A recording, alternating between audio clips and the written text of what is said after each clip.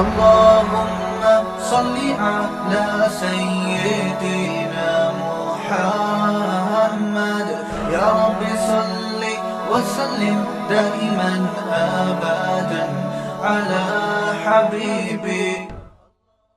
اگر تسلی سے استنجا کر کے وضو کریں اور پھر محسوس ہو کہ پیشاب کا قطرہ نکل گیا ہے تو پھر استنجا کرنا ضروری ہے یا صرف وضو کر لے؟ اور اگر اس وقت نہ ہو اور نماز کے دوران محسوس ہو تو کیا کرنا چاہیے؟ دیکھو یہ مسئلہ بہت اہم ہے، لوگ بہت پوچھتے ہیں، پہلے بھی ریکارڈ کرا چکا ہوں. جب پیشاب کرتے ہیں تو ایک دفعہ تسلی کر لیں کہ قطرہ آنا بند ہو گیا کہ نہیں ہو گیا، فوراً اٹھ کے نہ آئے، کیونکہ جب پیشاب کرتا ہے نا انسان تھوڑا سا کچھ نہ کچھ قطرات تری کچھ نہ کچھ آتی رہتی ہے. تو آپ تسلی سے بیٹھے رہیں، صحیح ہے نا. اب یہ نہیں کہ بیٹھے ہی، وہمی آدمی تو قیامت تک بیٹھا رہے گا، تو یہ وہمی ہوگی نہیں، نارمل آدمی کی بات کر رہا ہوں میں. تو تھوڑی دیر ہر انسان کو کچھ نہ کچھ تراوٹ آتی رہتی. تو جب تسلی ہو گئی کہ بھئی اب قطرہ آنا بند ہو گیا ہے، پانی ڈالیں اور پتلی گلی سے نکل لیں. نکلنے کے بعد اب محسوس پہ توجہ، کیونکہ آپ جتنا محسوس کریں گے اتنا زیادہ محسوس ہوگا. قیامت تک ہوتا رہے گا. مر جائیں گے جب آپ کو غسل دیا جا رہا ہوگا، آپ اٹھ کے سامنے والے کو تھپڑ ماریں گے، بولیں گے مجھے ابھی بھی محسوس ہو رہا ہے، تو نے مجھے ابھی غسل کیوں دیا، پہلے استنجا تو کرا دیتا صحیح طریقے سے. حقیقت بتا رہا ہوں میں آپ. یہ وہمیوں کے فون سن سن کے پاگل ہو جاتا ہے انسان. تو ایک دفعہ تسلی ہو گئی، اب آپ آرام سے باہر آئیں، وضو کریں، نماز پڑھیں، اس کی طرف توجہ دے ہی نہیں کہ قطرہ نکل رہا ہے کہ نہیں نکل رہا. ہاں صرف محسوس نہیں، یقین ہو گیا کہ قطرہ نکل گیا ہے. اتنا یقین ہو گیا کہ آپ قسم اٹھا کے کہہ سکیں اللہ کی قسم پیشاب کا قطرہ اب نکل چکا ہے، تو آپ کا وضو ٹوٹے گا. بات آ رہی ہے سمجھ میں؟ لیکن وہمی کی سمجھ میں ابھی بھی نہیں آ رہی، کیونکہ وہمی کہے گا کہ وہمی لوگ پتہ کیا کہتے ہیں، پتہ نہیں یار میں قسم اٹھا سکتا ہوں کہ نہیں اٹھا سکتا، مجھے جو یقین قطرہ تو نکلا ہے، یہ تو محسوس ہوا ہے.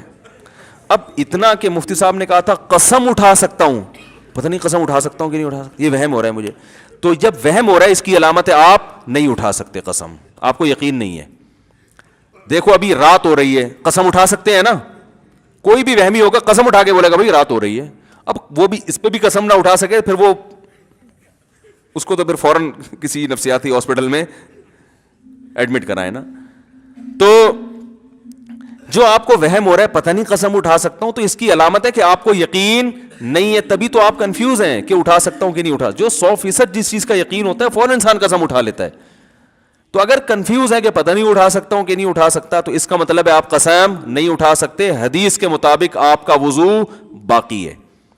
اب آپ جا کے بلا وجہ شلواریں چیک کر کے اپنا ٹائم ضائع کرتے رہو اور وسوسے میں آتے رہو، تو وہی بات ہے کہ یہ آپ کی اپنی ٹینشن ہے، یہ ٹینشن شریعت نے آپ کو نہیں دی ہے. شریعت کا حکم یہ ہے کہ ایک دفعہ جب یقین ہو گیا کہ قطرے آنا بند ہو گئے ہیں، تو اب جب تک 100% یقین نہیں ہوگا قطرے نکلنے کا، اس وقت تک آپ کا وضو برقرار رہے گا. اب وہمی ایک اور مسئلے کا شکار ہوتا ہے.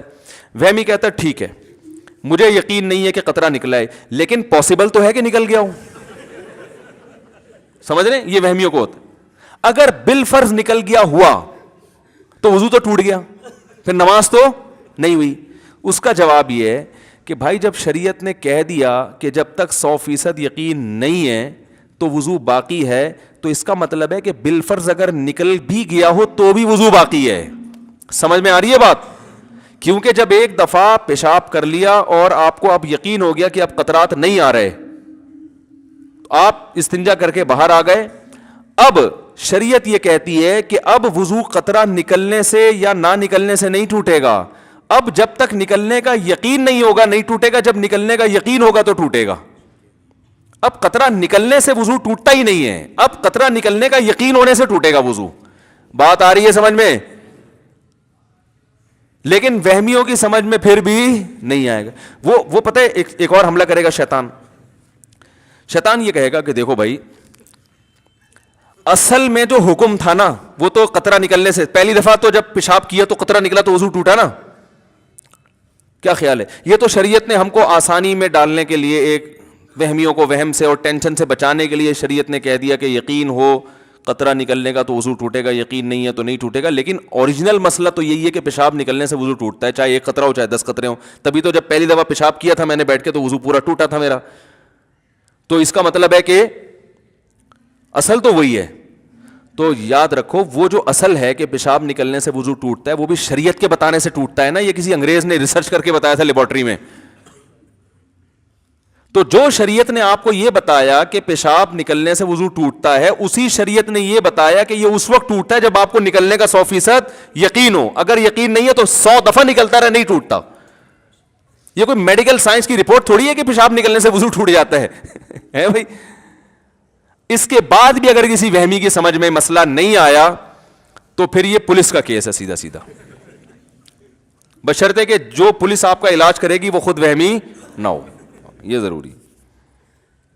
تو یہ پیشاب کا بھی یہی حکم ہے, اسی طرح ہوا خارج ہونے کا بھی یہی ہے. بعض لوگوں کو وہم ہوتا ہے پتہ نہیں ہوا جب 100% یقین ہو گیا کہ ہوا خارج ہو گئی ہے تو وضو ٹوٹے گا, جب تک 100% یقین نہیں ہے وضو نہیں ٹوٹے گا. سمجھ رہے ہیں؟ اسی طرح یاد رکھو کپڑے پہ ناپاکی لگ گئی ہے کہ نہیں لگی ہے, جب 100% یقین ہو گیا کہ لگ گئی ہے تو وضو تو ناپاک ہوگا کپڑا. جب تک 100% یقین نہیں ہے کپڑے کو پاک ہی سمجھا جائے گا. مثلا آپ جا رہے ہیں, بائک والا قریب سے گزرا, چھینٹیں پڑ گئیں. اب لوگ کہہ رہے ہوتے ہیں پتہ نہیں یار یہ پانی کی جو چھینٹیں لگی ہیں یہ کتے نے کہیں پیشاب تو نہیں کیا اس پانی کے اندر. تو بھائی آپ نے پیشاب کرتے ہوئے دیکھا ہے کتے کو؟ نہیں دیکھا, تو بس اس کا مطلب یہ پانی کیا ہے؟ پاک ہے. حضرت عمر رضی اللہ تعالیٰ عنہ ایک سفر میں تھے, پانی ختم ہو گیا, لوگوں کو وضو کی ضرورت تھی, ایک تالاب میں پانی نظر آیا, چھوٹا سا تالاب تھا. تو کسی نے جا کے تحقیق کرنا شروع کر دی کہ اس میں کہیں کتے نے پانی منہ تو نہیں ڈالا. حضرت عمر کو غصہ آیا, فرمایا اب ہی منہ ما اب ہم اللہ, جس چیز کو اللہ نے چھپا دیا اس کو چھپائے رکھو. ہم نے تو نہیں دیکھا نا, بلا وجہ تھے, ہم تو یہی سمجھیں گے پاک ہے بھائی. اب تحقیق کر کر کے کتے کو منہ ڈلوا دو اس کے اندر, سب مصیبت میں پڑ جائیں گے. کہاں پانی تلاش کرتے, 1 میل دور پانی ہو تو وضو تیمم جائز تھوڑی ہے, 1 میل کون تلاش کرے گا پانی بیٹھ کے. تو اس لیے شریعت کا حکم ہے بھائی جو چیز پاک ہے, ہر چیز پاک ہے جب تک ناپاک ہونے کی دلیل نہ ہو. سمجھ رہے ہیں؟ اسلامی ملکوں میں گوشت حلال ہے جب تک حرام ہونے کی دلیل نہ ہو. آپ قصائی سے گوشت لے کر آتے ہیں, حلال ہے بھائی. کوئی کہ یار ہو سکتا ہے قصائی نے اللہ کا نام نہ لیا ہو, تو بھائی جب تک 100% یقین نہیں ہوگا کہ اللہ کا نام نہیں لیا ہم اس کو حلال ہی سمجھیں, کیونکہ اسلامی کنٹری ہے اللہ کا نام لیا جاتا ہے. ہاں غیر مسلم کنٹری میں حرام سمجھا جائے گا جب تک 100% یقین نہ ہو کہ اللہ کا نام لیا گیا ہے. تو شریعت کا اصول ہے بقاء ما کان علی ما کان, جو چیز جیسی تھی ویسی ہی سمجھی جائے گی. اس کے خلاف اس وقت ہوگا جب اس کی مخالفت کی مضبوط دلیل ہو, وہم سے نہیں ہے. کئی لوگ طلاق کا مسئلہ پوچھتے ہیں, میں نے 2 طلاقیں دی ہیں یہ 3 میں بھول گیا, تو ہم کہتے ہیں 2 ہو گئی ہیں تیسری نہیں ہوئی ہے, کیونکہ طلاق میں اصل ہے کہ نہیں ہو.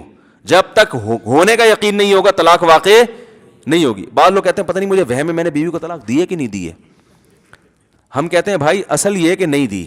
جب 100% یقین ہو, قسم اٹھا کے بولو کہ میں نے دی ہے تو ہوگی, ورنہ نہیں ہوگی. تو خام خواہ ملنا لوگ وہم میں پڑے ہوئے ہیں کہ یار وہ پتہ نہیں ہو گئی کہ نہیں, دی ہے کہ نہیں دی ہے میں نے. او بھائی دی ہوتی تو ساری دنیا کو پتہ چلتا ہے, ایسے تھوڑی ہو جاتا, بیگم نہیں چھوڑتی تمہیں, تو ایسے تھوڑی ہوتا ہے وہم. تو یہ ایک علاج ہے وہم کا, اور شریعت نے بھی بتایا ہے کہ جو چیز جیسی ہے ویسی ہی سمجھی جائے گی. اس کے اچھا اسی طرح یاد رکھو انسانوں میں اصل یہ کہ سارے انسان اچھے ہیں. سمجھ میں آ رہی ہے بات؟ جب تک برے ہونے کی کوئی اتنی مضبوط دلیل نہ ہو کہ آپ قسم اٹھا کے بول سکو کہ اس آدمی میں یہ برائی ہے, اس وقت تک اس کو برا سمجھنا بھی جائز نہیں.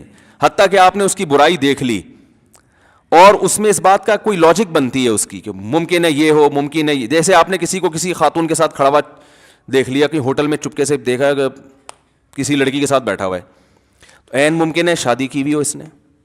کیا خیال ہے؟ آپ کہیں گے بھائی شادی ہے تو ان کی عمر 48 سال ہے, میری 48 نہیں ہے, پہلے بتا دوں میں کہ آپ سمجھ میں اپنی مثالیں دے رہا ہوں. اب مسئلہ یہ ہوا آپ نے کسی کو کسی لڑکی کے ساتھ دیکھ لیا, عین ممکن ہے بھائی بیوی ہو نا, یہ تو امکان تو ہے نا. آپ کہہ سکتے ہیں اس کی بیوی کو تو میں جانتا ہوں, ہو سکتا ہے چھپ کے ایک اور شادی کی بھی ہو. تو جب تک اچھے معامل پر اس کو پھیرنا ممکن ہے, شریعت آپ کو بدگمانی کی اجازت نہیں دیتی. اور ہمارے ہاں سگی بیوی کے ساتھ بیٹھا ہوا ہوتا ہے, 2 بچے بھی ہوتے ہیں, بدگمان اڑتے ہیں یار کسی سے بھی پکڑ لیے ہوں گے لوگوں کو بیوقوف بنانے کے لیے. کیا خیال ہے؟ ورنہ یہ بیگم کے ساتھ قائد اعظم کے مزار پہ کیا کر رہا ہے یہ؟ صرف قائد اعظم کا مزار ہونا اس کی علامت ہے کہ یہ ڈیٹ مارنے آیا ہے. بھائی شریف لوگ بیوی کے ساتھ قائد اعظم کے مزار بھی جا سکتے ہیں اور کہیں بھی جا سکتے ہیں. تو اس لیے شریعت کا حکم یہ ہے کہ جب تک اچھا گمان کسی بھی درجے میں رکھنا پاسبل ہو, آپ کو برا گمان رکھنے کی اجازت نہیں ہے. جب اللہ کا حکم ہے تو فالو کرو نا بھائی اس کو, اور اس سے کتنا ہنسی خوشی زندگی گزرے گی. سب اچھے ہیں, دیکھو اس سے ذہن کو سکون ملتا ہے کہ سب اچھے ہیں, اس سے ملتا ہے سارے برے ہیں, سارے چور ہیں. محلے میں ایک چور آ جائے نا ٹینشن دینے کے لیے کافی ہے. جب آپ نے یہ گمان رکھ لی یہ بھی چور ہے, یہ بھی فراڈی, یہ بھی 2 نمبر, یہ بھی ایسا, یہ بھی فلانا, یہ بھی, تو آپ تو سارا دن ٹینشن میں ہی رہو گے. تو کتنا اچھا ہے, یہ بھی بہت اچھا, یہ بھی بہت اچھا, یہ بھی بہت اچھا, یہ تو ہے ہی بہت اچھا, یہ جو بیٹھا ہوا ہے نا صحیح ہے نا, تو سارے اچھے ہیں تو خوش رہتا ہے انسان. ہاں معاملات کرتے ہوئے چھان پھٹک کے, پیسے دیتے ہوئے آدمی اس کا لیبارٹری ٹیسٹ کروا لے کہ یار پیسے لے کے بھاگنا, اس میں معاملات میں شریعت نے حکم دیا کہ بہت چھان پھٹک کے معاملات کرو. تو اس لیے اچھا گمان رکھنا چاہیے. اور اچھا گمان میں یہ بھی ہے کہ وضو نہیں ٹوٹا یہ بدگمانی ہے کہ ابھی وضو کیا نہیں اور ٹوٹ گیا 2 منٹ میں. تو اچھا گمان اپنے بارے میں بھی کہ بھائی میں بڑا خاندانی وضو کرتا ہوں, اتنے آرام سے نہیں ٹوٹتا. بی بی تمیزہ کا وضو ہے, جس کو قاری صاحب نا بی بی تمیزہ کو وضو کرا کے گئے, اس کو وضو کرنا نہیں آتا تھا, نماز نہیں پڑھتی تھی. قاری صاحب نے پوچھا کیوں نہیں پڑھتی, کہنے وضو نہیں آتا. انہوں نے کہا چلو وضو میں کراتا ہوں, وضو کرایا, نماز پڑھائی. اس کے بعد وہ سفر پہ چلے گئے, 10 سال کے بعد آئے, بی بی تمیزہ سے کہا نماز پڑھ رہی, کہہ رہے 10 سال سے پابندی سے پڑھ رہی ہوں ماشاء اللہ. انہوں نے کہا وضو, کہہ رہے وہ تو آپ نے کرا دیا تھا. تو جیسے بی بی تمیزہ کا خاندانی وضو ہے, 5 بچے پیدا ہونے سے بھی وضو نہیں ٹوٹا. تو آپ اپنے بارے میں فہمیوں کو کہہ رہا ہوں, فرض کر لو کہ جب میں وضو کروں گا کسی کا باپ بھی اس وضو کو نہیں توڑ سکتا. میں یہ علاج بتا رہا ہوں, اللہ کی قسم یہ چیزیں سوچنے سے فائدہ ہوتا ہے. ان چیزوں کا علاج نفسیاتی ڈاکٹروں کے پاس نہیں ہوتا, ٹھیک ہے نا, کیونکہ بعض نفسیاتی ڈاکٹروں کا وہم ہو جاتا ہے کہ ہمارا وضو نہیں ہے. گزارش ہے کہ تشہد میں انگلی کی کن الفاظ پہ اٹھانی چاہیے, 1 مرتبہ اٹھانی چاہیے یا 1 سے زائد مرتبہ, اور یہ انگلی اٹھانا سنت ہے یا واجب یا مستحب؟ یہ مستحب عمل ہے. کلمہ توحید پر انگلی اٹھانے کا حدیث میں تذکرہ ہے, اشہدو ان لا الہ الا اللہ. وہ ہمارے جو مشہور انجینئر صاحب ہیں انہوں نے دعویٰ کیا کہ کسی حدیث میں نہیں ہے کہ لا الہ پہ انگلی اٹھائی جائے, الا اللہ پہ گرائی جائے. تو وہ جب میں نے ارادہ کیا تھا نا کہ سامنے فیس ٹو فیس بات ہوگی, تو میں وہ حدیث کا بھی حوالہ انشاءاللہ پیش کروں گا کہ آپ کہہ رہے تھے نہ کوئی صحیح حدیث ہے نہ کوئی ضعیف. دعوے کر کے نا, تو دعوے کرنے ہی نہیں چاہیے انسان کو, اتنے جب کیے ہیں تو پھر ان کو جب فیس تو کرو نا ان دعووں کو. تو میں کہہ رہا ہوں کہ میں بیٹھ کے آپ کو حوالہ بتاؤں گا. تو میں اب یہ ویڈیو نہیں بنا سکتا یہاں بیٹھ کے, کیونکہ ویڈیو پھر وہ گڑبڑ ہو جاتی ہے, وہ گھما دیں گے بات کو. تو اس لیے ہم کہتے ہیں کہ بھائی ہے, ٹھیک ہے نا.